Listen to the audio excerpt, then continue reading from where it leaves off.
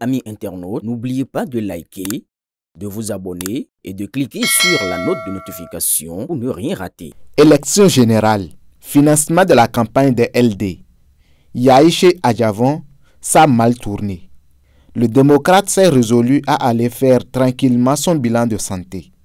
Après que Denis Sassou Nguesso a prié l'ancien président du Bénin, Boni Yayi, de faire la paix avec son frère Patrice Talon en vue d'une bonne retraite politique pour chacun d'eux, le numéro 1 du parti Les Démocrates s'est envolé pour la France.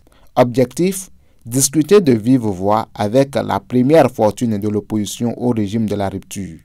Mais là encore, les dernières informations font état de ce que la mayonnaise refuse de prendre. Sébastien Adjavon a son candidat. Il roule pour le seul vrai politique de l'écurie LD. Mais depuis qu'il a senti que tout se galvaude autour de cette désignation, ou même des enfants qui ne se sont jamais essayés à un travail professionnel ou à une élection, se sont découverts des qualités de candidat, il est découragé. Quand on dit sur les réseaux sociaux que Noureddine Saka Saleh est candidat parce que la mouvance a déniché un Romuald Wardani, Sébastien Adjavon sent que ça vire à l'enfantillage au sein des LD.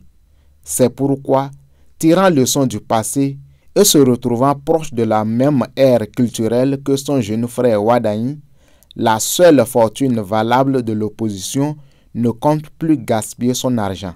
Il veut maintenant vivre une paix pour la jeunesse. Il préfère, à défaut de mieux, dans son propre camp, qu'ensemble, ils soutiennent Romuald Wardani pour faire évoluer les choses maintenant que le président Talon est partant. Une philosophie qui n'arrange pas les premiers calculs politiques de l'ancien président. Choc sur choc, le boss des LD a choisi de faire contre mauvaise fortune bon cœur en allant faire son bilan de santé dans un hôpital de référence de France.